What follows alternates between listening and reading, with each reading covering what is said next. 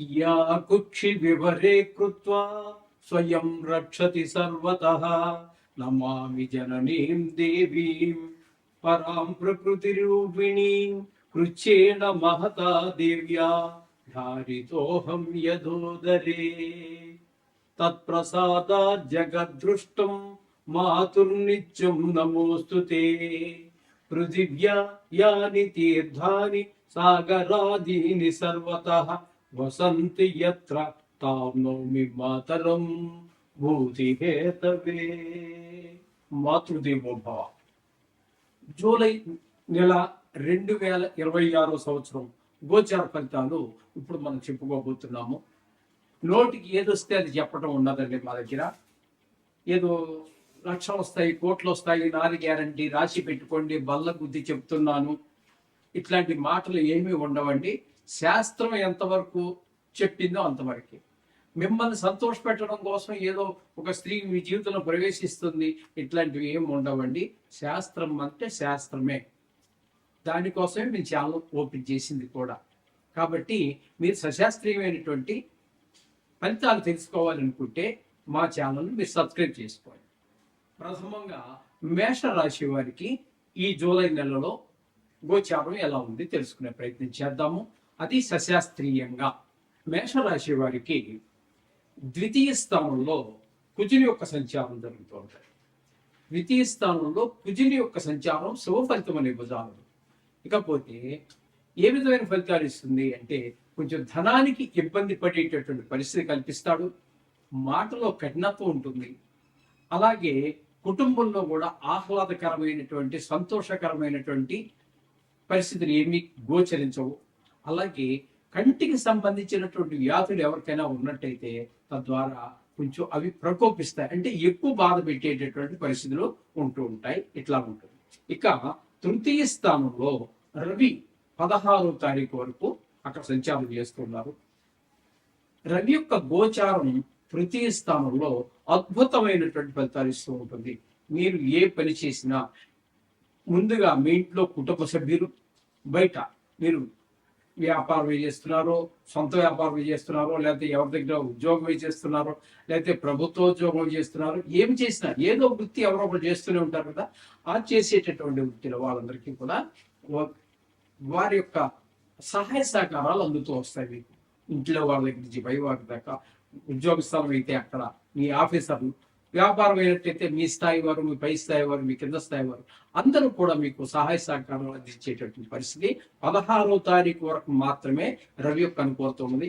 తదుపరి అదే రవి కర్కాటక సంక్రమణం చెంది అక్కడి నుంచి బయలుదేరి కర్కాటకంలో ప్రవేశిస్తున్నారు. ఈ 4వ స్థానం ఎప్పుడైతే అయిందో 4వ స్థానంలో రవి శుభ ఫలితములను ఇవ్వజాలరు. అక్కడ తల్లి గారి ఆరోగ్య విషయం కానివ్వండి, లేదా విద్య విషయంలో కానివ్వండి, గృహము కానివ్వండి, స్థలము కానివ్వండి, అలాగే మీ స్వభావం, ఇట్లాంటివన్నీ కూడా కొంచెం ఇబ్బందికరమైనటువంటి పరిస్థితులు కల్పిస్తూ ఉంటాడు ఈ రవి, ఈ సూర్య భగవానుడు. ఇకపోతే బుధుని యొక్క సంచారం కూడా తృతీయ స్థానంలో 8వ తారీఖు వరకు జరుగుతుంది. తదుపరి అక్కడి నుంచి బయలుదేరి ఆయన ఒక 8 రోజుల పాటు మళ్ళీ కర్కాటకంలో ప్రవేశిస్తారు.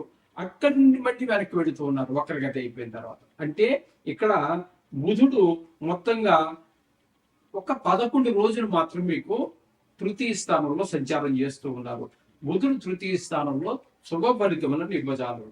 ఇక 20 రోజులు మాత్రం మనకి బుధుడు మంచి ఫలితాలను 4వ స్థానంలో ఉన్నారు. కాబట్టి ఇదే తల్లి గారి యొక్క ఆరోగ్య విషయం కానివ్వండి, గృహం విషయంలో కానివ్వండి, ఏదైనా రిపేర్ చేయించాలనుకున్నా చేయించగలుగుతారు, ఏదో కొనాలనుకున్నారు కొనగలుగుతారు, అమ్మాలనుకున్నారు అమ్మగలుగుతారు.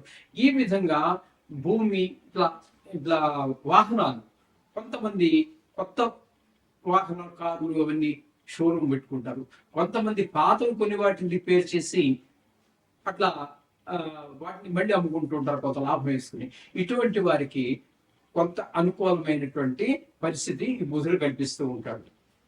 కాకపోతే శుక్రుని యొక్క సంచారం 4వ తారీఖు వరకు చతుర్థ స్థానంలోను, తదుపరి 5వ తారీఖు నుంచి నెలాఖరు వరకు 5వ స్థానమైనటువంటి సింహంలోను సంచారం చేస్తున్నారు.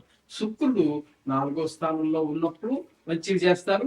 5వ తారీఖు నుంచి మొత్తం నెలాఖరు వరకు మీ సంతానం యొక్క విషయంలో చాలా ఉపయోగకారిగా ఉంటారు. పిల్లలు శ్రద్ధగా చదవటం కానివ్వండి, లేకపోతే ఆటల వాటిలో పడి వీటిని అశ్రద్ధ చేయకుండా ఉండటం కానివ్వండి, లేదా స్వతసిద్ధంగా భగవత్ సంకల్పంతో కొంతమందికి పాటలు పాడటం, కొంతమందికి నృత్యం చేయటం, ఇట్లా లలిత కళలు ఏవో ఉంటూ ఉంటాయి. అవి ఏమైనా ఉన్న వారికి ఈ శుక్రుడి యొక్క అనుగ్రహం వలన వారు కొంచెం ఎక్కువగా ప్రదర్శించగలగటం కానీ, ఎక్కువగా నేర్చుకోగలగటం కానీ, లేదా నేర్చుకుంటూ ఉన్నట్టయితే ప్రదర్శనలు ఇవ్వటం కానీ జరిగేటువంటి అవకాశం కూడా మనకి శుక్రుడు వల్ల కలుగుతూ ఉన్నది. ఇక గురువు యొక్క సంచారం 4వ స్థానంలో నెల అంతా జరుగుతుందండి. ఈ 4వ స్థానంలో గురువు యొక్క సంచారము శుభ ఫలితములను ఇవ్వజాలదు.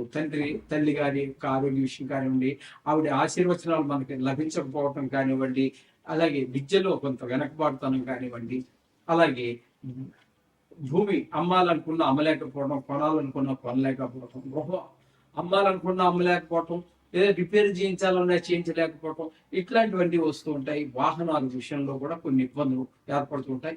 మన స్వభావంలో కూడా ఏర్పడుతుంటాయి.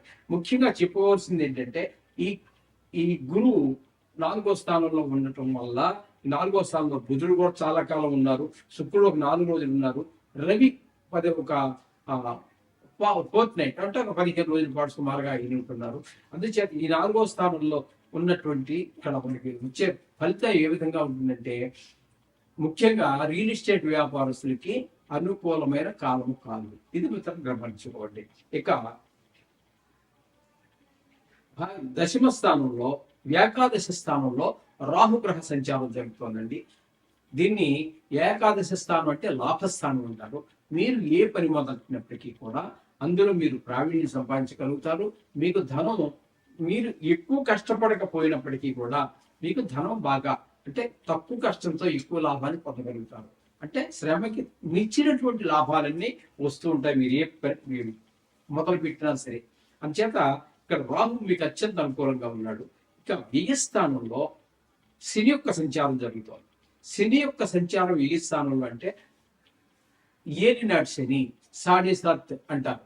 అంచేత ఈ ఏలినాటి శని అనేది వ్యయ స్థానంలో ఉంది కాబట్టి మీరు ఎంత పిసినారితనంగా ఉన్నా ధనం ఖర్చు అయిపోతూనే ఉంటుంది నీరల్లా. మీరు ఖర్చు పెట్టకూడదని వ్యక్తి నిర్ణయం తీసుకున్నా సరే తప్పనిసరి పరిస్థితులు వచ్చేస్తూ ఉంటాయి. ఆ విధంగా మీరు ఖర్చు అయిపోతూ ఉంటుంది.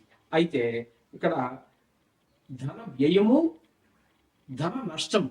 ధన వ్యయం అంటే ఖర్చు పెట్టుకున్నారు, ఏదో సంతోషం, ఒక మంచి పనికో చెడ్డ పనికో ఖర్చు పెట్టుకున్నారు. ధన నష్టం అంటే మనం ఎక్కడో ట్రైన్ ఎక్కినప్పుడు, బస్సు ఎక్కినప్పుడు ఎవడో పర్స్ కొట్టేశాడు, లేకపోతే 4 మాయ మాట చెప్పి గురుడి కొట్టించి 2-3 లక్షలు క్యాష్ చేశాడు. ఇట్లాంటివన్నీ దీన్ని ధన నష్టం అంటాం, దీన్ని వ్యయం అంటాం. అంటే ధన నష్టము జరిగే అవకాశం ఉన్నది, ధన వ్యయము జరిగేటువంటి అవకాశం ఉన్నది. అలాగే శత్రు భయము, మనో విచారాలు, ఇట్లాంటివన్నీ కూడా కొంతమందికి కాతర నష్టం కూడా జరిగే అవకాశం మనకి గోచరిస్తుంది. శని యొక్క ప్రభావం చాలా తీవ్రంగానే ఉంటుంది చెప్పుకోవాలి ఏ నర్సరీలో. ఓకే, ఈ విధమైన పరిస్థితి అంతా మొత్తంగా మనకి ఈ మేషరాశి వారికి గోచరిస్తుంది. ప్రతి రాశికి కూడా కొన్ని గ్రహాల అనుకూలత, కొన్ని గ్రహాల ప్రతికూలత ఉండనే ఉంటాయి. కాబట్టి ఇక్కడ ముఖ్యంగా వీరికి చెప్పుకోవాలి అన్నట్టయితే శుక్రుడు పూర్తి అనుకూలంగా ఉన్నాడు, రవి పాక్షికంగా అనుకూలంగా ఉన్నారు, బుధుడు కూడా పాక్షికంగా అనుకూలంగా ఉన్నారు, ఇక రాహు పూర్తి అనుకూలంగానే ఉన్నారు. అందుచేత నవగ్రహాలు మనం ఇప్పటి నుంచి 3 సంవత్సరాల నుంచి చెప్పుకుంటూనే ఉంటాము. చాలా రకాలు ఉన్నాయి. ఏదైనా కూడా ఏ దేవుడైనా తప్పించగలడు. ఈ గ్రహాల యొక్క దుష్ట శక్తుల నుంచి, దుష్ట ప్రభావాన్ని తప్పించగలరు. కానీ చుట్టూ తిరిగి వెళ్ళటం ఎందుకు? ఈ నవగ్రహాలు అనేది కేవలము పూర్తిగా ఈ దోషాన్ని తొలగించడానికి, మంచి చోట్ల, మంచి స్థలంలో కనుక ఉన్నట్టయితే, మంచి ప్రదేశంలో కనుక ఉన్నట్టయితే, ఈ రాశి చక్రంలో మనకి మంచి ఫలితాలు ఇవ్వడానికి, చెడు స్థానంలో ఉంటే చెడు ఫలితాలు ఇవ్వడానికే ఏర్పాటు చేయబడినాయి. కాబట్టి అందు గురించే నేను పెద్ద కష్టమైనటువంటిది కాదు, మీ నోటికి 3 సంవత్సరాలు చదువుతుంటే 1.5 నిమిషంలో చదివేచ్చేవాడిని, లేదా 2 నిమిషాలు టైం. ఈ టైంలో ఈ నవగ్రహాల యొక్క ఇది చేసుకోండి, చక్కగా మీకు ఆ దోషాలు వెళ్ళిపోతాయి. సర్వశుభాలు కలుగుతాయి. శుభం.